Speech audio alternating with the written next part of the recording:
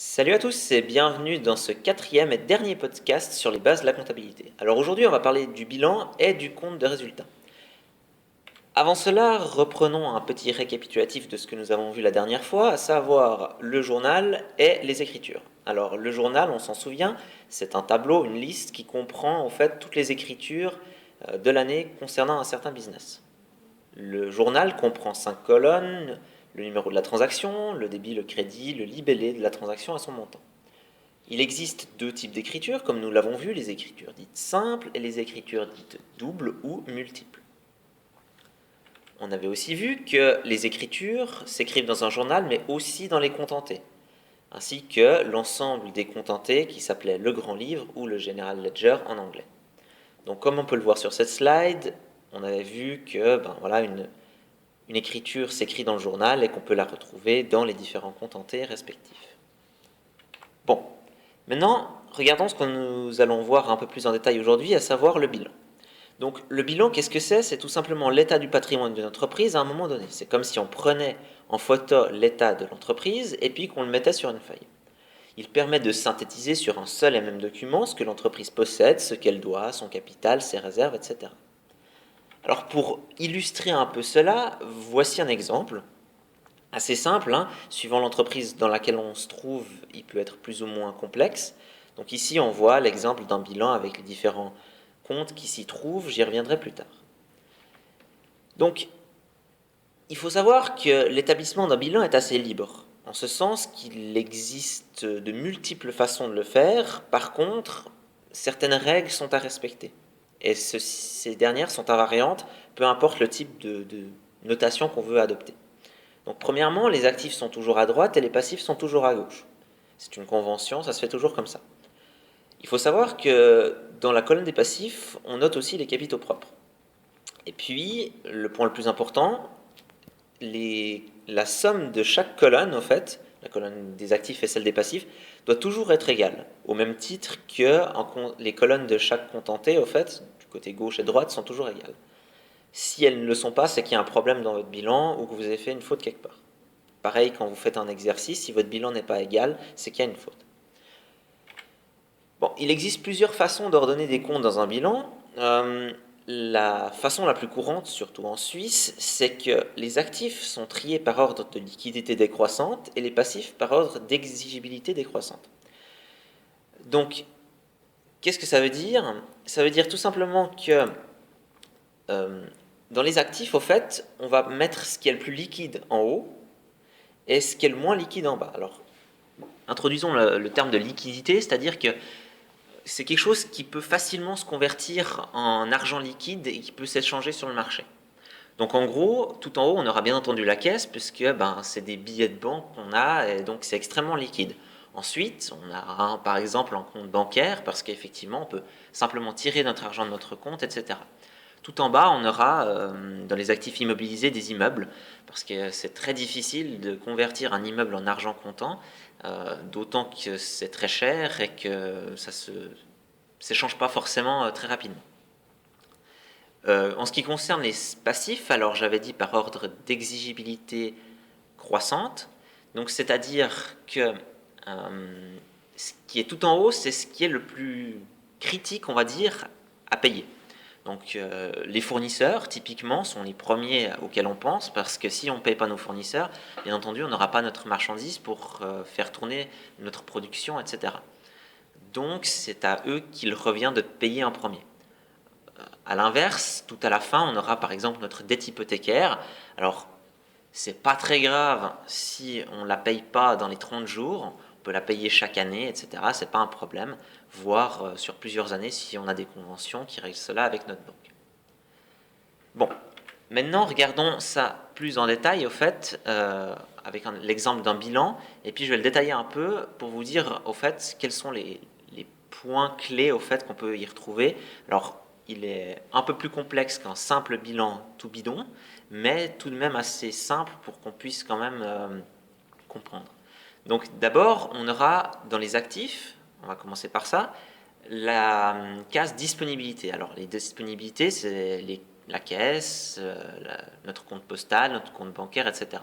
Alors ces derniers font partie d'une classe qu'on appelle des actifs circulants, qui sont des actifs très liquides et qui sont échangeables généralement et vendables à moins d'un an. Toujours dans les actifs circulants, on va distinguer les actifs réalisables qui sont en gros les clients, le stock de matières premières ou de stock de produits finis, et les actifs transitoires. Alors les actifs transitoires, je ne vais pas m'attarder dessus parce que c'est quelque chose quand même assez complexe et vous verrez ça dans le cours de l'année. Donc que ce soit des actifs disponibles ou réalisables, ces derniers forment le groupe qu'on nomme actifs circulants. Ensuite, les actifs immobilisés. Alors dedans, on retrouve des véhicules, du mobilier, des machines, des immeubles, généralement les choses qui prennent un peu plus d'un an à être vendues et qui sont très difficilement transformables en argent cash. Donc tout ceci, donc les montants de chaque compte et leur addition donnent le total de l'actif qui, je le rappelle, doit être égal au total du passif. Donc dans les passifs, au fait, on va trouver trois catégories principalement. Les passifs à court terme, notamment les fournisseurs, les dettes bancaires à court terme, les impôts, et les passifs à long terme, avec des dettes bancaires à long terme, des dettes hypothécaires ou d'éventuelles provisions qu'on aura effectuées au cours des années. Et puis, nous retrouverons aussi les capitaux propres, qui comprennent le capital de la société, la réserve générale, si c'est une société anonyme, le résultat reporté, donc c'est-à-dire le bénéfice de l'année passée qu'on a reporté cette année-ci, et le résultat de l'exercice, donc c'est-à-dire le bénéfice de cet exercice. Maintenant, regardons en fait le résultat d'exploitation. J'ai parlé juste il y a quelques secondes de bénéfices et de résultats.